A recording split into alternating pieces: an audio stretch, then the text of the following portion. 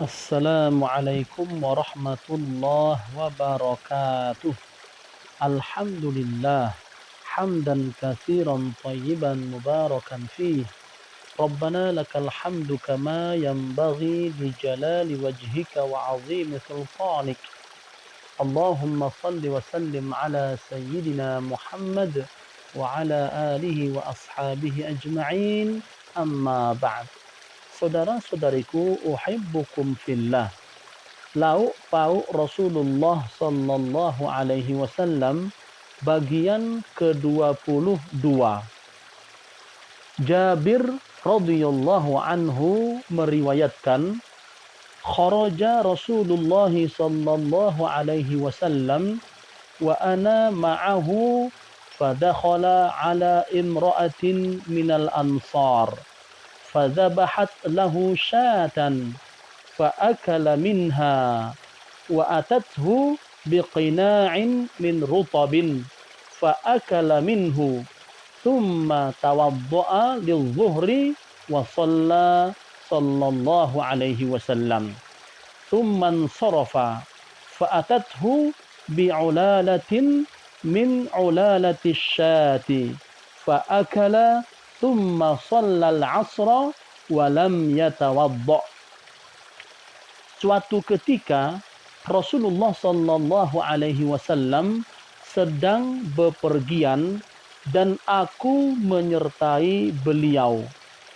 Kemudian beliau bertamu ke rumah seorang wanita Ansar. Lalu wanita tersebut menyembelihkan kambing untuk dimasak dan disajikan kepada beliau. Dan beliau pun menyantap hidangan tersebut.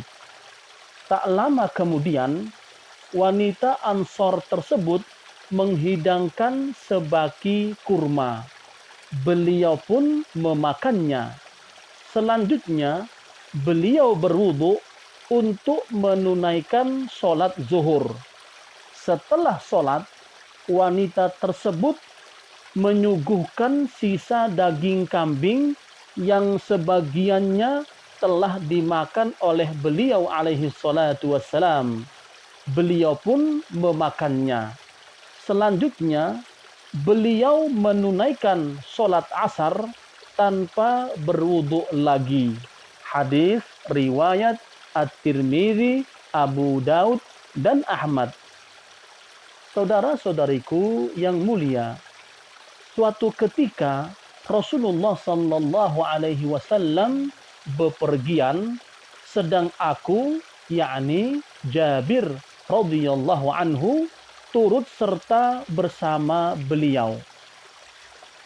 Metode penyampaian semacam ini sering digunakan oleh para sahabat sebagai bentuk penghormatan kepada Rasulullah sallallahu alaihi wasallam, di mana mereka menempatkan diri sebagai pengikut dan beliau alaihi salatu wassalam sebagai orang yang diikuti. Kemudian beliau bertamu ke rumah seorang wanita Ansar. Lalu wanita tersebut menyembelihkan kambing untuk dimasak dan dihidangkan kepada beliau.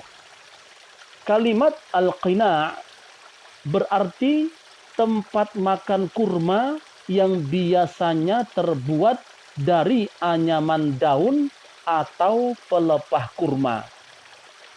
Dalam hadis tersebut disebutkan, setelah menyantap hidangan daging kambing, tak lama kemudian wanita tersebut menyuguhkan sebaki kurma kepada Rasulullah sallallahu alaihi wasallam dan sahabatnya. Kemudian beliau beranjak untuk wudu lalu menunaikan sholat zuhur. Di sini Rasulullah sallallahu alaihi wasallam berwudu bukan karena memakan daging kambing, melainkan bisa jadi karena beliau berhadas atau hanya ingin memperbarui wudunya. Sebagaimana telah diketahui bahwa memakan daging kambing bukan termasuk hal-hal yang membatalkan wudhu. Kalimat tsumman sorofa adalah setelah sholat zuhur. Kalimat al-ulalah adalah sisa dari sesuatu. Maksudnya, wanita tersebut menyajikan sisa hidangan daging kambing yang dimakan sebelum sholat zuhur. Kemudian Rasulullah Shallallahu Alaihi Wasallam kembali menyantap hidangan daging kambing tersebut. Ternyata tak lama kemudian waktu asar pun telah tiba.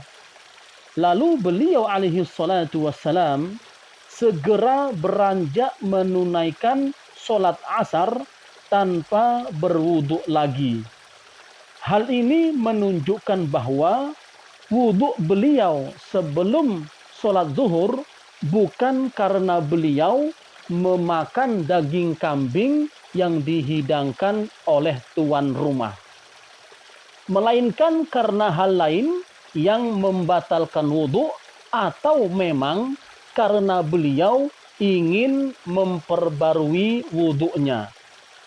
Dapat disimpulkan pula, memakan daging bukan termasuk hal-hal yang membatalkan wudu kecuali daging unta.